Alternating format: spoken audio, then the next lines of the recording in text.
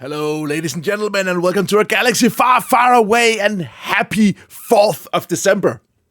The figurine of today was actually a positive surprise, because the last many years that I've done this calendar, we've had the regular B1 battle droid in the calendar, you know, the Roger version.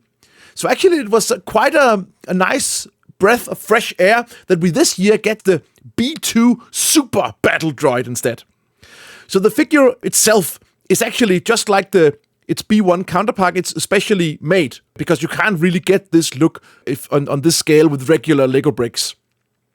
So the proportions and the design of this minifigure is actually similar to the design that is used on the other Lego series called Lego Friends, where, as far as I know, for the first time, Lego actually took a detour for the regular minifigures and made something that was a little bit different. So the same design elements are used to create these the Super B2 battle droids. So the B2 version itself is actually a big upgrade from the B1. It has a way thicker armor, and it's also stronger, can lift heavier guns and heavier things in total. And the first time we meet the B2 battle droids is in episode 2, Attack of the Clones, on the planet Geonosis during the film's big climactic battle, which is actually the battle that starts the Clone Wars.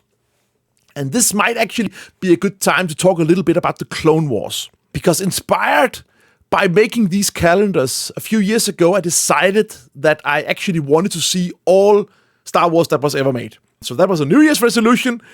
And that meant that among other things that I saw, not all of it very good, but some of the things I saw was the animated series, The Clone Wars.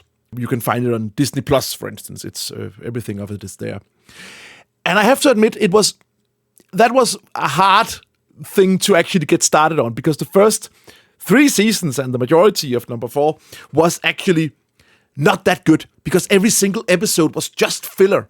There wasn't any progression of the story. There wasn't, with a few exceptions, there wasn't that much interesting going on. It was just, now this battle happens on this planet, and oh my god, they are so crisis, but then Anakin and Obi-Wan comes and saves the day. That's basically how it goes. But then all of a sudden, it started to pick up, and they started to introduce some really interesting story arcs. I think it's around the time of the end of season 4, then it started to pick up.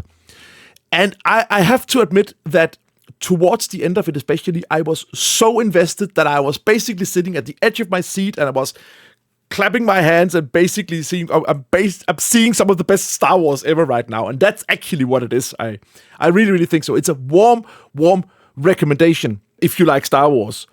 But if you actually choose to sit down and watch the animated series, The Clone Wars, then I would actually recommend to look up a guide to which episodes that you should watch and which ones you can just skip, because there are so many filler episodes that don't contribute anything at all.